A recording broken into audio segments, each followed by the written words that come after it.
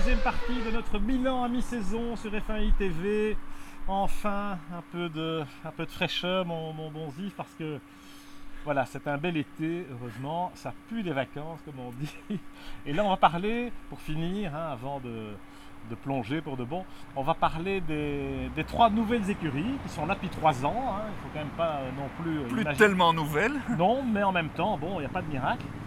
En commençant par Caterham, parce que Caterham, c'est un peu quand même une sorte de déception, dans le sens où c'est la seule équipe qui n'a pas vraiment d'excuses. Fernandez a annoncé la couleur, ils ont des budgets, ils ont des moyens, ils ont des pilotes, ils ont des hommes, et ok, ils ont réduit l'écart par rapport au midfield, mais Kovalainen n'est pas encore en Q2 ou pas de façon régulière.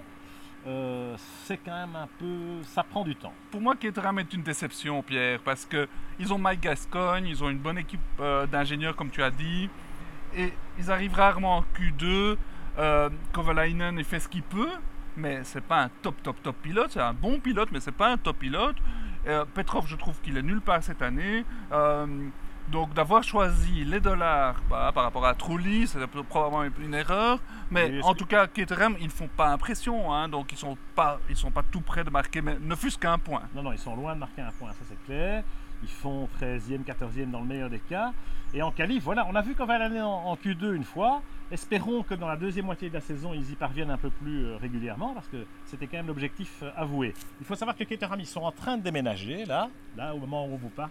Ils s'installent dans la fameuse usine de Leafield, près d'Oxford, qui est l'ancien... à Rose, c'est ça ? Oui, en fait, au départ, c'était le quartier général de l'Empire TWR, Tom Walkinshaw Racing, dont Arrows a été le fer de lance au début des années 2000.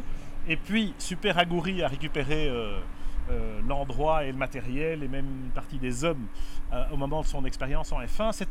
C'est une belle usine, il y a vraiment du matériel. Donc pour Caterham, qui à cause de Lotus avait été s'installer dans le Norfolk, un peu loin de la Silicon Valley de la F1, parce que Gascoigne est de cette région-là aussi. Mais enfin, là, ils ont quand même tranché dans le vif, c'est pragmatique, et ils investissent ce qu'il faut. Donc c'est plus du moyen terme, parce que je pense quand même que le déménagement, l'installation, tout ça dans la deuxième moitié de la saison, ça ne va pas aider le développement et la performance. En tout cas, les petites écuries, moi j'ai vraiment mal au cœur pour elles, parce que de nos jours, la fiabilité est extraordinaire.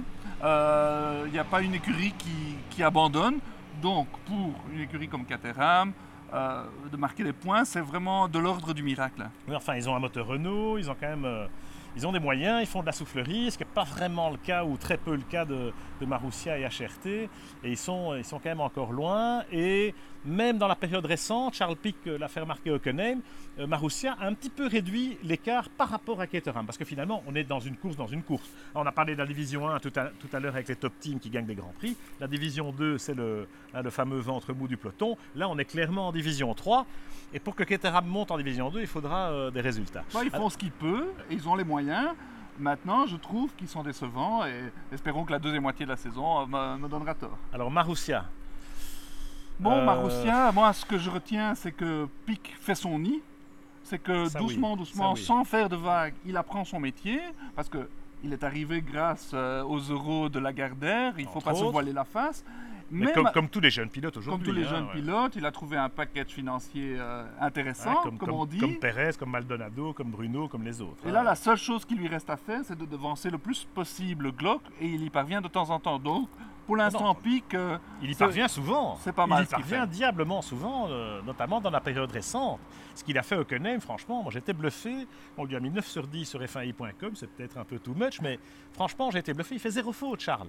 Et il va chercher le dernier carat sur l'auto, ça c'est bien. En revanche, moi je suis très déçu par Marussia, parce que pour moi, Virgin, Marussia, même combat. Ils ont...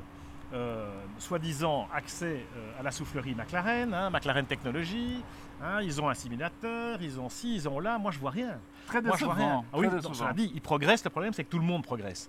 Et ça c'est la difficulté aussi de ces teams, où au départ il faut quand même se rappeler qu'ils ont été piégés par Max Mosley ou par les autres équipes aussi, parce que soi-disant c'était pour faire de la F1 à 40 millions de dollars, et là ça coûte le double. Donc forcément, dans le montage financier de Virgin, Marussia ou de HRT, eh bien voilà, l'argent manque, Et du coup, il n'y a pas de miracle. Hein. Et moi, je me mets un peu dans la peau de Glock, de Kovalainen, de Pic. Bon, ça doit être hyper dur de savoir qu'à la régulière, on terminera 20e. Hein, on est monté les échelons jusqu'à la Formule 1 en gagnant quasiment tous les week-ends. Hein, c'était obligé Oui, pour vrai, ce. c'est vrai. Et puis là, on se retrouve, on fait 20 courses dans l'année en sachant qu'une top performance va amener la 18e place. Alors Glock, désolé, mais quelque part, il sème ce qu'il a récolté. Glock, il a signé chez Virgin et il a re-signé l'année dernière pour 3 ans. Il sait dans quelle galère il est. Donc Glock, il privilégie l'argent parce qu'il est bien payé chez Marussia par rapport et la performance ne suit pas. Je peux vous dire que Glock, si Charles continue à lui tailler des croupières comme ça, pour moi, il ne reste pas l'année prochaine et il va devoir un peu rendre son salaire, remettre au pot parce qu'on ne peut pas se permettre dans un team comme ça qui n'a pas les moyens, qui court après l'argent, de payer 3 millions à un pilote qui se fait taper par celui qui en amène 7. Parce que l'équation, elle est là. Quoi. Comme quoi, au niveau transfert, il faut jamais choisir l'argent plutôt que les performances. Et bon, là, il a fait un pari, il a perdu et on voit sa motivation en a pris un coup. Et déjà, D'Ambrosio, l'année passée, faisait jeu égal avec lui la deuxième moitié de la saison. Et même mieux. Jérôme finit la saison devant lui. Voilà, et maintenant, Pic fait la même chose. Donc j'ai l'impression qu'il arrive en bout de course au niveau carrière F1. Ouais, un peu comme Pedro de la Rosa chez HRT, mais lui, c'est pour la bonne cause. Quelque part, Pedro, il va avoir 42 ans. Il le fait pour l'Espagne, pour ses copains, pour Luis Pérez Sala, voilà, pour essayer de tirer cette équipe vers le haut, et il le fait pas mal. Ma foi, il se débrouille pas mal, il a quand même beaucoup de kilomètres, hein, Pedro de la Rosa, et il est tout le temps devant Kertikeyan, mais ça c'est normal. On a vu quelques courses en bagarre avec Glock ou avec les Marussia. Oui, au Canada, il a marché super. Voire avec Petrov et la Caterham, donc pas mal, Pedro, pas mal. Pas mal, et il fait ce qu'il peut Cela avec dit, les moyens du bord. Tirer vers le haut, pas gagné. Hein. Non, ils ont quasiment aucune chance. HRT, donc, c'est plutôt vers le bas. Hein. Vers le bas, donc on coule. On va couler. Non, HRT, moi j'ai parlé avec Luis Pérez Sala à Hockenheim, justement. Et lui, il dit, bon, on fait ce qu'on peut, on progresse. C'est vrai qu'en course, Pedro et même Kartikeyan, ils étaient bien par rapport aux Marussia. Ils arrivent à se battre un peu, en tout cas avec Glock à Hockenheim. Mais tout le monde progresse. Et ils n'ont pas vraiment les moyens. Eux aussi, ils ont déménagé dans cette fameuse Caja Mágica à Madrid. C'est pas de bain à la veille qu'ils vont vraiment avoir les moyens. Ce qui est inquiétant, c'est qu'il n'y a pas de sponsor. C'est que, et même Luis Pérez Sala me le dit à demi-mot, pour 2013, on ne sait pas... Enfin, 2013, on devrait y arriver, même si les investisseurs commencent à tirer la langue. L'Espagne, je ne vous dis pas dans quel état est l'économie en général.